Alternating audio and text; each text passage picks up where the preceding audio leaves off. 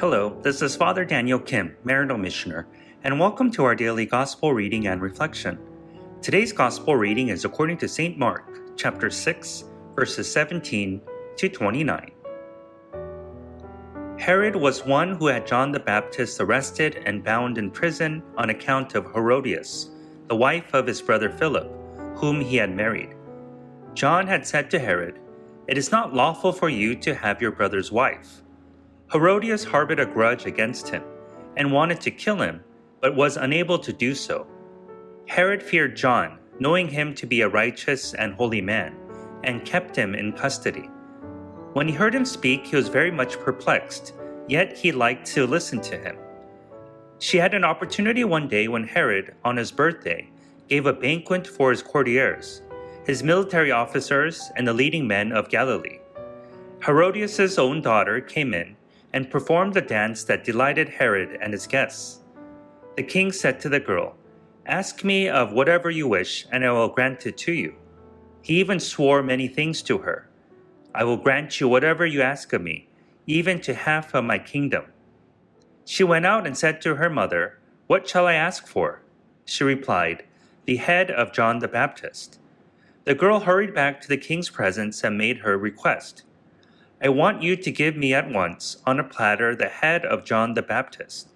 The king was deeply distressed, but because of his oaths and the guests, he did not wish to break his word to her. So he promptly dispatched an executioner with orders to bring back his head. He went off and beheaded him in the prison, and he brought in the head on a platter and gave it to the girl. The girl in turn gave it to her mother. When his disciples heard about it, they came and took his body and laid it in a tomb. The Gospel of the Lord. Praise to you, O Lord Jesus Christ.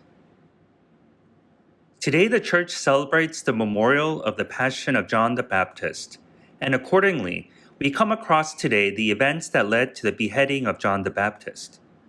John was imprisoned by Herod, but we hear from Mark that Herod did so reluctantly, and was even more so when his hand was forced to order his execution.